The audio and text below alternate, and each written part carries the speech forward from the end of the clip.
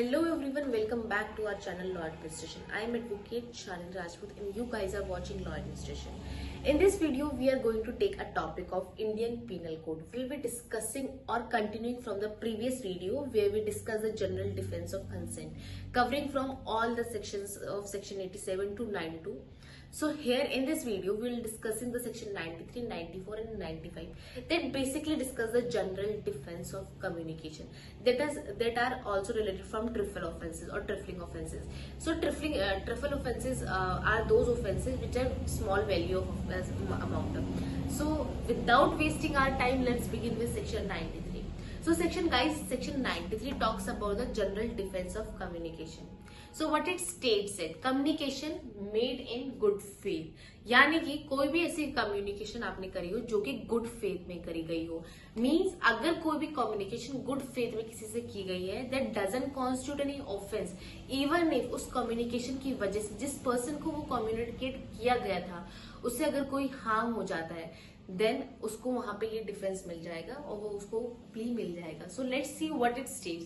So it states that no communication made in good faith is an offense by reason of any harm to the person to whom it is made if it is made for the benefit of that person. यानी कि कोई ऐसा offence, ऐसी communication दूसरे person को good faith में की गई हो, लेकिन उस कम्युनिकेशन को डिलीवर करते टाइम या उसको बताने के बाद सामने वाले पर्सन को कोई हार्म सफर करना पड़े, तो ऐसी किसी भी कम्युनिकेशन से it won't constitute any offence, यानी कि कोई भी ऑफेंस काउंट नहीं होगा एंड वो पर्सन कोई भी लाइबल नहीं होगा वो कम्युनिकेशन की वजह से, and he will get the plea of that.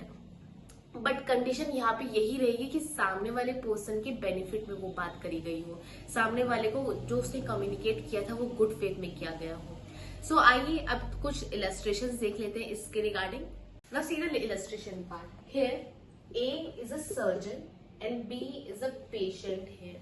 So a surgeon in good faith communicate to the patient his opinion that he can't live. The patient die in consequence of the shock. So here A has committed no offense, though he knew it that to be likely that the communication might the patient says. So यहाँ पे क्या होता है, patient जो था उसको उसकी बीमारी की वजह से उसको उसकी डेथ नहीं हुई, वो एक्चुअली शॉक की वजह से मर गया कि वो आगे जाके फ्यूचर में मरने वाला है. ऑल्दो डॉक्टर या सर्जन को इंटीमेशन था यहाँ पे कि कहीं ना कहीं अगर वो इन्फॉर्मेशन ये डिलीवर करेगा तो हो सकता है यहाँ पे पेशेंट की डेथ हो जाए और वो मर सकता है, लेकिन उसके बावजूद भी उन्होंने ये इन्फॉर्मेशन डिलीवर करी क्योंकि because of benefit of the patient, क्योंकि यहाँ पे बी को पेशेंट को पता चल जाए कि उसकी हालात क्या है.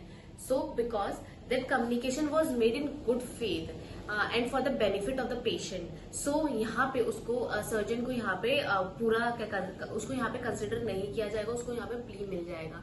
ही will get the defence of section 93. Now we are having a case law. Let's see what is it. Case law है mister X versus Y hospital AIR 2003. So in this case क्या होता है, इस केस में the respondent hospital, जो respondent था hospital का, informed the girl to when the appellant Mr. X was engaged to be married that her would be husband was HIV positive. तो यहाँ पे जो रिस्पोंडेंट था यानी कि हॉस्पिटल, वहां पर यहाँ पे क्या होता है कि वो एक गर्ल को इन्फॉर्म करते हैं कि जिससे आपकी शादी होने वाली है, जो कि है एपेलेंट मतलब मिस्टर एक्स, उससे आपकी जिससे शादी होने वाली है वो उससे शादी ना करे क्योंकि वो HIV पॉजिटिव है. And we all know HIV positive is a very severe disease. तो यहाँ पे जो हॉस्पिटल वाले होते हैं हॉस्पिटल वालों ने लड़की के बेनिफिट में उसको कॉल किया, गुड फेथ में कॉल किया और उसको ये इन्फॉर्मेशन प्रोवाइड करी. And on account of this disclosure the girl refuses to marry the appellant. तो यहाँ पे जो गर्ल थी उसे रिफ्यूज कर देता मिस्टर एक्स से शादी करने के लिए. And X was evenly very criticise from the community as well. Obviously अगर कोई भी किसी भी तरह की ऐसी बीमारी के बारे में किसी को पता चलेगा तो ऐसे सिचुएशन में पॉसिबिलिटी यही रहती है कि लोग शादी करने के लिए मना कर दें. इसके बावजूद भी तो वही इस केस में हुआ एंड लड़की ने जैसे ही पता चला उसने शादी के लिए मना कर दिया and she refuse to marry. And उसके बाद सोसाइटी में भी बहुत क्रिटिसिज्म हुआ उस लड़के का. तो यहाँ पर क्या हुआ, consequently mister x intentionally initiated criminal proceeding against hospital under section 269. So what 269 states? 269 state that negligent act which likely to be spread infection or disease or dangerous to life, और उसमें punishment भी extend हो जाती है 6 months up to 6 months or fine or with both. The Supreme Court held that the disclosure of information by the hospital was not violative of the rule of confidentiality, provided that that information by the hospital of Y are in good faith and for the benefit of the girl's consent. तो supreme court में क्या held किया था, supreme court ने ये held किया था कि जो डिस्क्लोजर किया गया है कि वो किसी भी कॉन्फिडेंशियलिटी और इन्फॉर्मेशन को डिस्क्लोज नहीं करता है, ना ही उसके प्राइवेट राइट टू प्राइवेसी को इन्फ्रिंज करता है।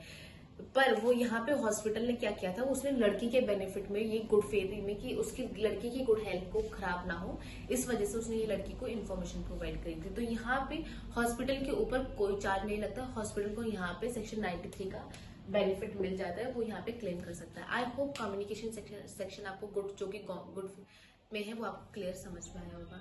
सो now let's see section see what section 94 talks about. Section 94 talks about act to which a person is compelled by threats. So basically ये बताता है कि अगर किसी पर्सन को डराया जाता है किसी काम को कराने के लिए, और कि अगर तूने ये काम नहीं किया तो तुझे हम मार देंगे या फिर तेरे साथ हम कुछ ऐसा कर देंगे या वैसा कुछ कर देंगे, अगर उसके अंदर में आके अगर कोई पर्सन कोई एक्ट करता है तो वहां पर उसको यहाँ पे उसको डिफेंस मिल जाएगा, वो यहाँ पे अपना प्ली ले सकता है।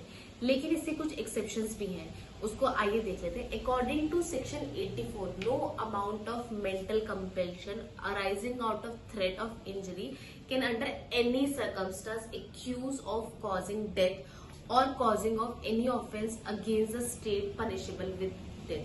यानी कि कोई भी ऐसा एक्ट जो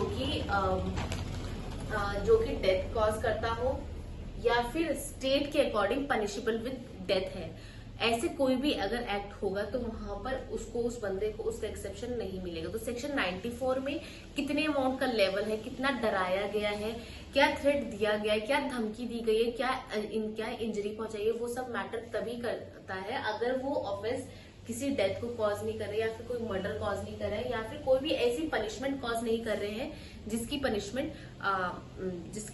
पनिशेबल विद डेथ हो स्टेट के अकॉर्डिंग। तो यहाँ पे ये प्रूव करना जरूरी होगा कि कितना मेंटल प्रेशर वहां पे उस पर्सन को दिया गया था डेथ कॉज करने के लिए। तो आइए सेक्शन 94 के कुछ इंग्रेडिएंट्स देख लेते हैं जिससे ये सेक्शन आपको और अच्छे से समझ आ जाएगा। सेक्शन 94 के कुछ इंग्रेडिएंट्स चेक कर लेते हैं जिसकी वजह से ये सेक्शन आपको और क्लियर हो जाएगा।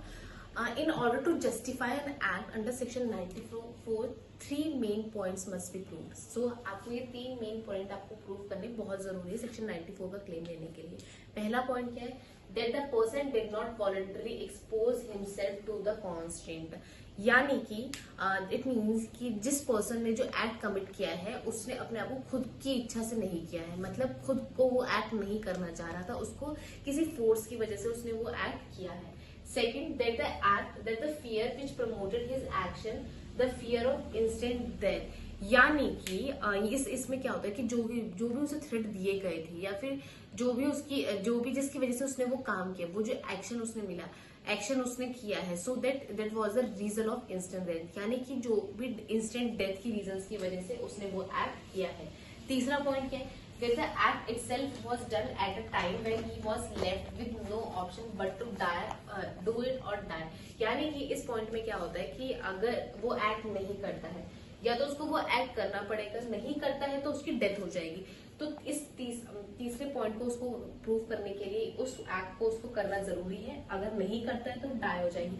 अगर ऐसी सिचुएशन होती है तो उसको सेक्शन 94 का डिफेंस मिल जाएगा। सो इस सेक्शन को डिफेंस लेने के लिए आपको आपके दो एक्सेप्शंस में भी फॉल होना बहुत जरूरी है। पहला ये तो या तो डायरेक्ट डेथ आपको कॉज करनी किया हो, ये आपके पास दो आपको इसके एक्सेप्शंस भी है। पहला कि आपको डायरेक्ट डेथ कॉज नहीं करनी या फिर ऐसा कोई भी ऑफेंस नहीं करना जिसकी पनिशमेंट विद डेथ हो, जो कि स्टेट आपको वो होती है। तो इलस्ट्रेशन देख लेते हैं IAS की। तो इलस्ट्रेशन क्या कहती है, इलस्ट्रेशन की वजह से ये आपको और अच्छे से समझ आ जाएगा। तो बेसिकली हम इसका एक इलस्ट्रेशन देख लेते हैं जिससे वजह से आपको ये सेक्शन और अच्छे से समझ में आएगा।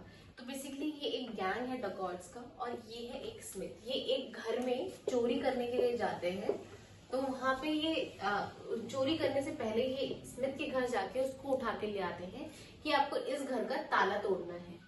तो यहाँ पे अगर आपने नहीं तोड़ा तो हम आपका मर्डर कर देंगे, आपके बच्चों को हार्म पहुंचा देंगे। और उस सिचुएशन में ये स्मिथ अगर यहाँ जाके इनकी हेल्प करता है तो यहाँ पे उसको यहाँ पे उसका सेक्शन का डिफेंस मिल जाएगा। तो बेसिकली इस केस में क्या हुआ था कि डेकॉइट जो थे वो एक ग्रुप में आके स्मिथ को लेकर जाते हैं, जिसकी वजह से कि वो गेट खोल दे, गेट को और उसको क्या कहते हैं उसका गेट खोल दे इनका, जिसकी वजह से वो अंदर जाकर चोरी कर पाए। तो क्या कहते हैं तो जिसकी वजह से स्मिथ को यहाँ पे डिफेंस मिल जाएगा। क्योंकि ऐसी सिचुएशंस आपने मूवीज वगैरह में भी काफी देखी होगी कि जहाँ पे डेकॉइट्स आके या कोई चोर आके किसी दूसरे बंदे को इन्फ्लुएंस करता है कि वो उसका वो काम कर दे, जिसकी वजह से दूसरे पर्सन को प्रॉफिट हो सके। जैसे इन यहाँ पे इस केस में प्रॉफिट इनको हुआ था क्योंकि इन्होंने इसको डरा धमका के बेसिकली इस सेक्शन में आपको थ्रेड के थ्रू आपको ऐसा प्रोवाइड कर दिया गया, आपको ऐसा कर दिया कि थ्रेड के थ्रू आपको काम निकलवाया जाए। तो आप इसने डेकॉइट्स ने इनको डराया स्मिथ को और जिसकी वजह से वो ये गेट खोल पाया। तो यहाँ पे अगर सेक्शन अगर ये चोर डेकॉइट्स पकड़े जाते हैं तो यहाँ पे स्मिथ को डिफेंस मिल जाएगा क्योंकि उसने जो भी एक्ट किया था वो अंडर थ्रेट किया था। तो आइए सेक्शन 94 के एक्सप्लेनेशन भी देख लेते हैं कि वो क्या। Section explanation 2 states that a person seized by a gang of dacoits and forced by threat of instant death to do a thing which is an offense by law। And यहाँ पे दूसरा एक्सप्रेशन क्या कहता है कि अगर एक person dacoit है, एक पूरे गैंग को पकड़ लिया, किसी पूरे डेकॉइट के पूरे गैंग को पकड़ लिया एंड उसको फोर्स करके एंड डरा के कि तुम्हें अभी मार देंगे, उसके बाद वो कोई ऑफेंस कमिट कराता है that is punishable by law, तो वहां पे एक्सेप्शन मिल जाएगा एंड उसे यहाँ पर प्ली भी मिल जाएगा। सेम ऐसे एक्सप्रेशन हमने अभी आपको एक्सप्लेन करा था डेकॉइट का और स्मिथ का, तो सेम वही एग्जांपल यहाँ पे लागू होगा। सो आई होप आपको सेक्शन 94 क्लियर होगा, आपको सेक्शन 94 समझ आया होगा। Now let's see the section 95 what section 95 states that. So let's see what section 95 is saying. So next section 95 talks about the acts causing slightly harm. So यहाँ पर ये ऐसे एक्ट के बारे में कह रहा है जिसकी वजह से थोड़ा हार्म कॉज होता है। तो आइए यहाँ पे उन लोगों को डिफेंस मिल जाएगा। तो आइए सेक्शन का वर्बेटम चेक कर लेते हैं। Nothing is an offence by reason that is causes or that is intended to cause or that is known to be likely to cause any harm if that harm is so slight that no person in ordinary sense or temper would complain such of harm। तो ये ऐसे act के बारे में बात कर रहे हैं, ऐसे ऑफेंस के बारे में कि जहां पे भले ही इंटेंशन वहां पे या फिर थोड़ा सा लाइकलीहुड हो या थोड़ी सी इंटेंशन हो कि ऐसा हो सकता है, लेकिन वो हार्म इतना बड़ा नहीं है, इतना ज्यादा नहीं, इतना ट्रिपल ऑफेंस है कि जनरली ऑर्डिनरी सेंस में उसकी कंप्लेंट करने कोई नहीं जाता है। लेकिन अगर कोई पर्सन उस मैटर्स में किसी उसकी तरह से अगर कंप्लेंट करने जाता है या फिर उसकी प्रोसीडिंग स्टार्ट करता है देन उसको यहाँ पे एक सेक्शन मिल जाएगा। सो बेसिकली ये सेक्शन एक मैगजीन के ऊपर बेस्ड है। मैगजीन है डी मिनिमस नॉन क्यूरेट लेक्स। इसका ये मतलब है कि ऐसे ऑफेंसेस जो बहुत ही ट्रिपल है। बेसिकली ये वो सेक्शंस लीगल मैगजीन्स के ऊपर बेस्ड हैं जहाँ पे जो ट्रिपल ऑफेंसेस है उनको अकाउंट में लेता है।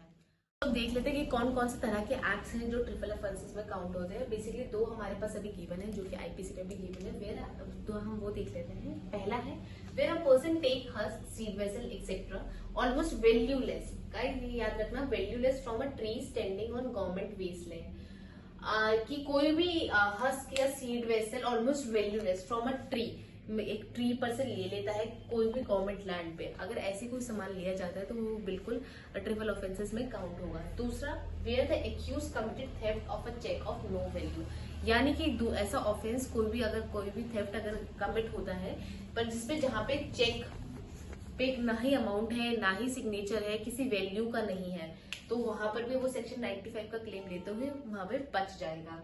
Now we are having a case law, so let's see. तो हमारे पास जो हमारा फर्स्ट केस लॉ है वो है Mrs Veeda Menezes versus Yusuf Khan, AIR 1966 supreme court 1773।